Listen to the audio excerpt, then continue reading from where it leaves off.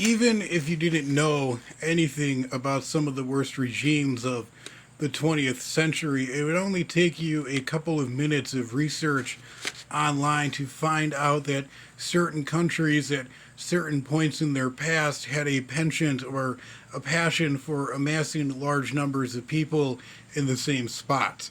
These people would then be subjected to hunger, hard labor, re education, or ideological indoctrination or brainwashing, and much more. That is, if disease did not get to them first.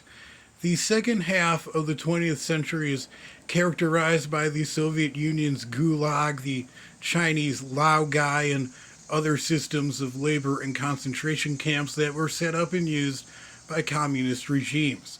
But before them, the European and Asian Axis powers during the Second World War took center stage when it came to perfecting the art of mass incarceration.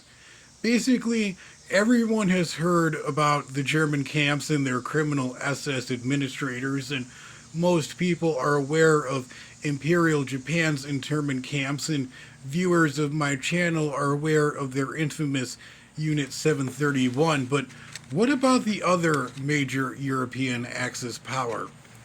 Post World War II narratives painted an elegant picture that depicted the Italian armed forces as being far more humane than their German and Japanese allies, a concept expressed in the often quoted phrase Italiana brava gente, or Italians decent people.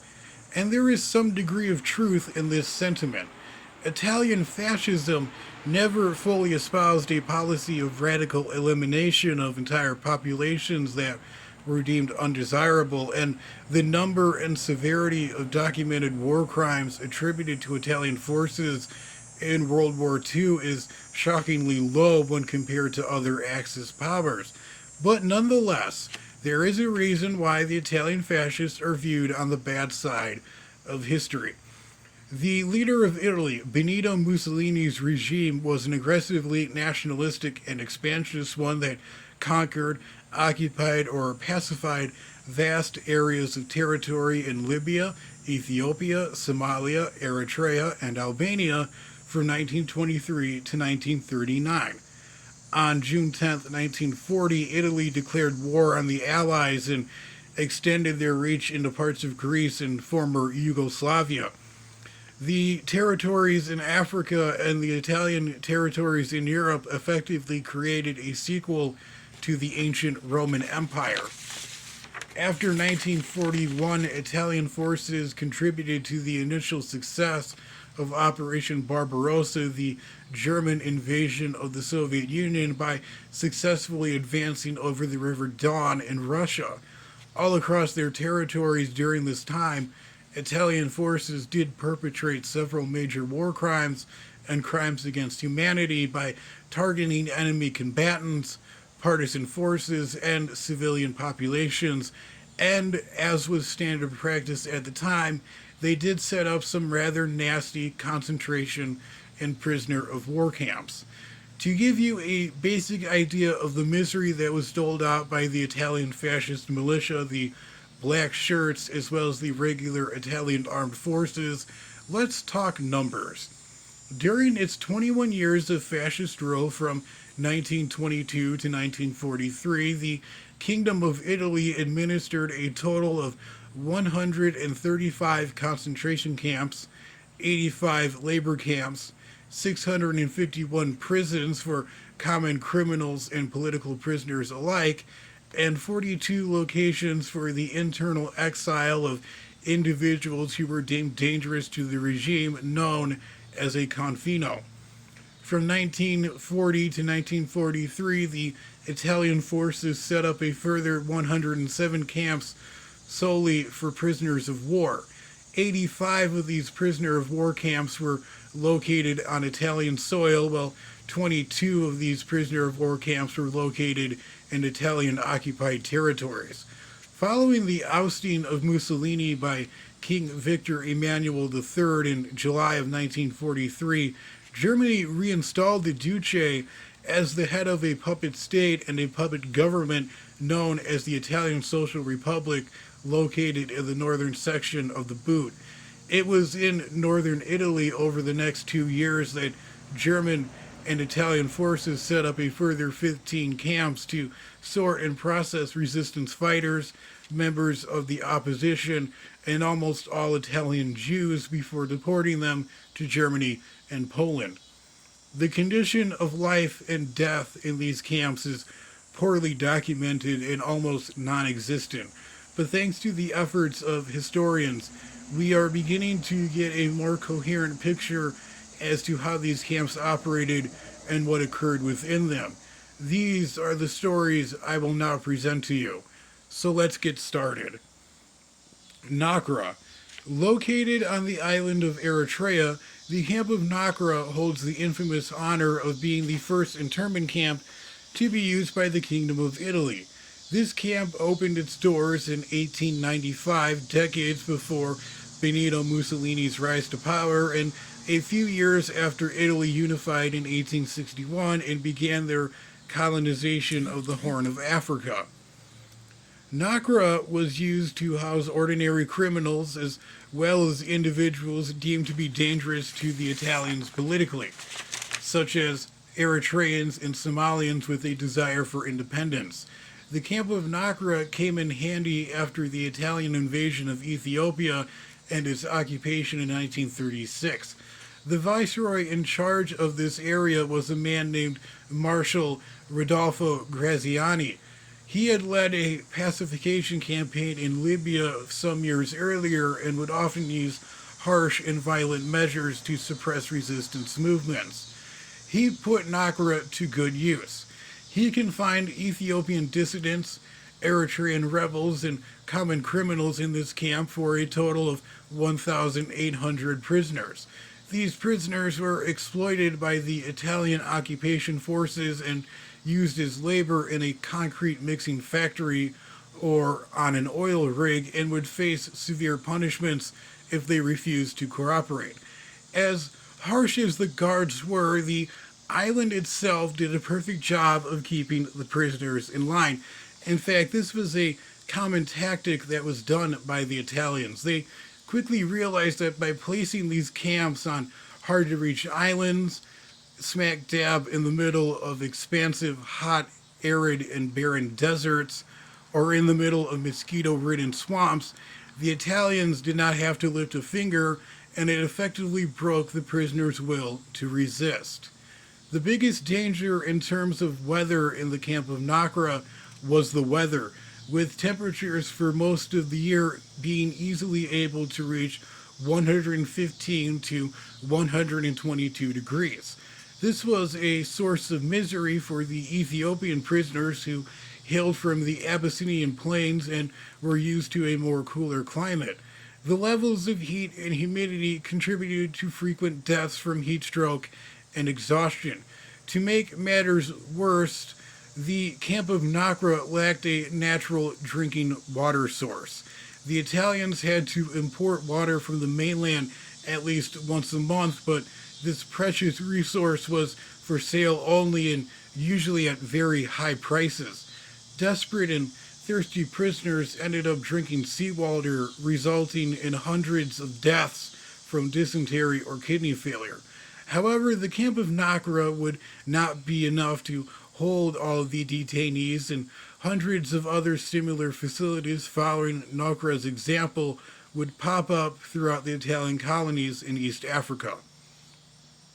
Dahnane. Located in Somalia, the camp of Dahnane was built at the end of 1935 to house Ethiopian prisoners of war and dissident elites. On February 19, 1937, Field Marshal Rodolfo Graziani narrowly survived an assassination attempt. Fueled by an anger and a desire for revenge, he unleashed a brutal reprisal against Ethiopian civilians and Somali civilians. Known as Yekatet 12 in the local Ethiopian and Somalian languages, the massacre that was perpetrated by the Italian army supposedly resulted in the loss of 30,000 lives. Most of the civilians arrested during and after Yakutat 12 were in prison at Tahnane. And then, on May the 20th, 1937, Italian forces attacked and massacred over 1,000 monks at the Debra Labanos Monastery. Some 360 men were witnesses to this horrific event, and they were shipped off to Dahnane to erase the massacre from memory. More and more prisoners were crammed into Dahnane, including women and children. All the prisoners were used as labor, building roads and collecting lumber. Those who disobeyed were transferred to a special area of the camp and were subjected to severe punishment. However, this punishment could be administered on a whim depending on the bad mood of the guards. Much like Nakra, Dahnane was also plagued by hellish heat. This heat, along with the brutal humidity made sanitary conditions inside of the camp disastrous. Prisoners who Prisoners fell victim to frequent outbreaks of malaria and pneumonia were transferred to an isolated tent located near the outskirts of the camp. These individuals received very little medical care and were just left to perish. Danane also had its own Italian version of Dr. Joseph Mengele. His name was Medical Director Capitan Antonio Neosi. He would experiment on the sick and dying prisoners before helping them slip the mortal coil by giving them injections of strychnine and arsenic. He considered this to be a merciful act, arguing that it was too late to save a man. However, Capitan Neosi was rather optimistic and painted a very rosy picture about the conditions of the camp, claiming, quote, "The prisoners' health is excellent. The diet that they are provided is perfect. The health care provided is dutiful, and the morale of the medical staff is excellent." The perfect diet that was described by Capitan Neosi consisted predominantly of hardtack and rice that was sometimes not properly stored, attracting bugs and maggots. The prisoners could then wash this extravagant meal down with some water from Dahnane's polluted well, which caused hundreds of deaths. Mortality rates for Dahnane were up to 30 deaths a day, resulting in the deaths of 3,175 prisoners in a camp that housed 65,000 prisoners, a 49% death rate. Alakela.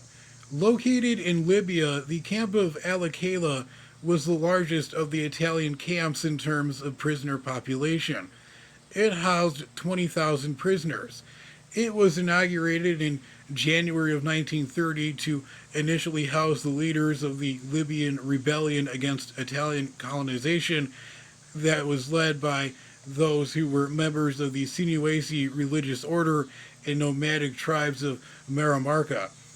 To get to the camp of Alakela, the prisoners had to endure a 683-mile march.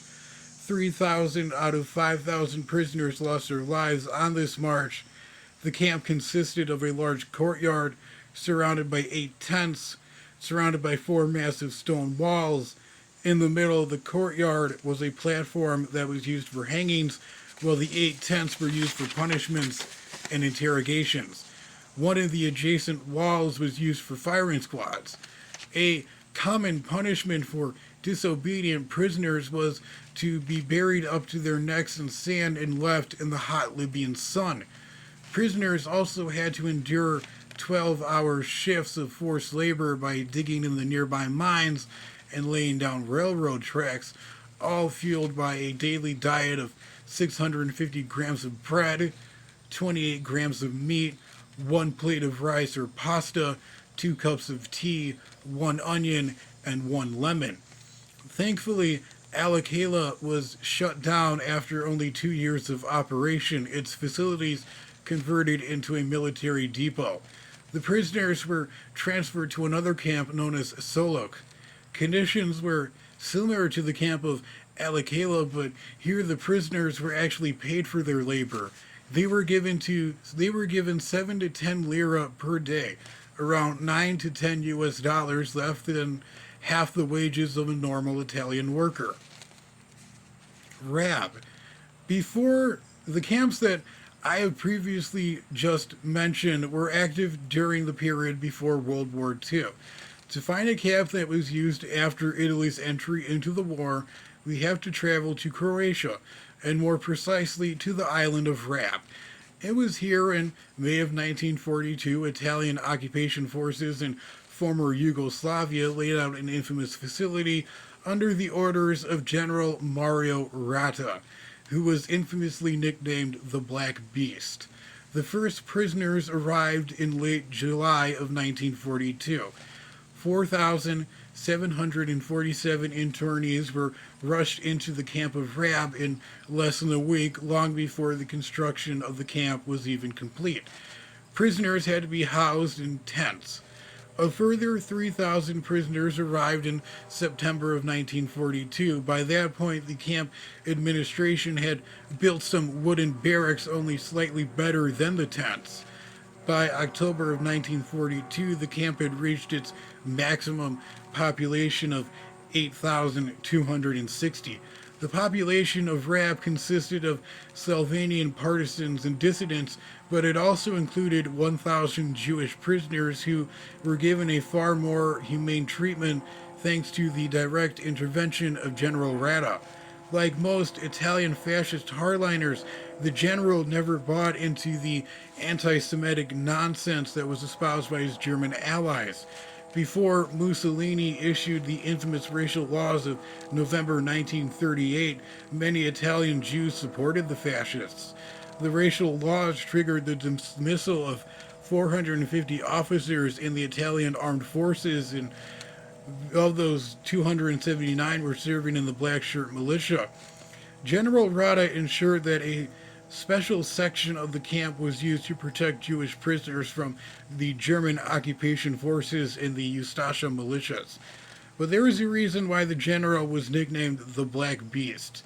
His reign of terror in Slovenia was responsible for the deaths of over 13,000 people, and 1/5 of those deaths occurred in Rab alone. The Italian guards often enacted acts of violence on the prisoners, but the main causes of death were from exposure and malnutrition. Internees received a daily ration of 80 grams of bread served with a slough that was often cooked in used fuel drums.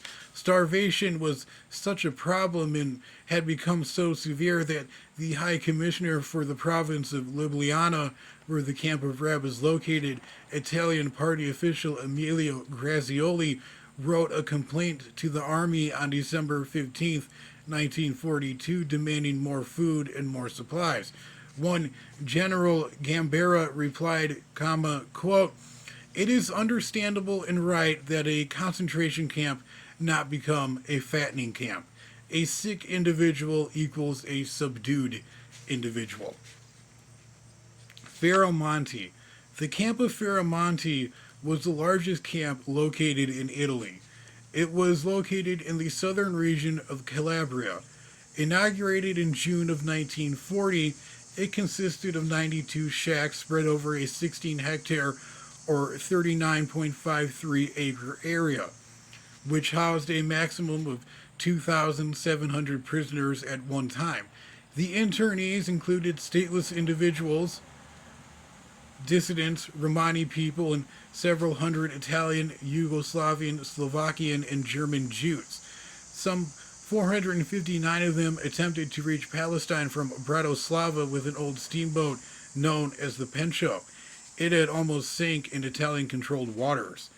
It appears that Ferramonti's conditions were altogether bearable despite the scarcity of food and the endemic malaria. The camp was administered by regular police forces who allowed prisoners to conduct cultural and physical activities rather freely. Following Mussolini's ousting in September of 1943, King Victor Emmanuel III signed an armistice with the Allies. This prompted the Germans to launch Operation Axa, the German occupation of Italy, and the restoration of a fascist regime in the central and northern regions of the country that had yet to fall to the Allies. On September 14th, 1943, the British had liberated the camp of Ferremonti, but for a short time window, the camp risked being taken over by German forces. On that occasion, the Italian police units in charge of the camp acted decisively, ensuring that all of the interned Jews were hidden in the surrounding farms. Some of them were too sick or too elderly to be moved, so the camp's guards raised a yellow flag signifying a typhus outbreak. The ruse worked, and some 500 Jews were saved from certain death. But sadly, the Italians could not save everyone, and 122,000 Italian Jews were lost in the madness of the Holocaust. At the end of the war, Italy was in a state of a mess, and a particularly dark chapter in this period was the quasi-Italian Civil War, which ravaged northern Italy from 1943 to 1945, pitting resistance forces against German and Italian fascists. As was the case with other similar events, attacks launched by the partisans led to violent reprisals from the fascists, which did not spare the civilian population. On April 25, 1945, hostilities ceased in Italy when Italian and German forces surrendered to the Allied forces. On April 28, 1945, Benito Mussolini was captured by partisans as he attempted to flee to Switzerland. He was shot. Several other high-ranking fascist officials were swiftly tried and executed, or just simply executed by the resistance, and yet the vast majority of those responsible for the camps that I have just described to you, along with other crimes, just simply walked away scot-free. Germany had the Nuremberg trials. Imperial Japan had the Tokyo trials, but the Kingdom of Italy had no such trials. Instead, a brutal cycle of revenge, retribution, and reprisal took the reins of justice. The Allies needed the Italians to stop fighting and move on, as tensions were beginning to mount between the Soviets and the rest, and there was a fear that Italy could fall to communism. The consequences of the lack of war crimes and crimes against humanity trials was threefold. First, it allowed the most high-ranking culprits to evade justice. Furthermore, it encouraged and enabled extrajudiciary reprisals and mass killings. And thirdly, it allowed the atrocities committed by Italy to fade from memory.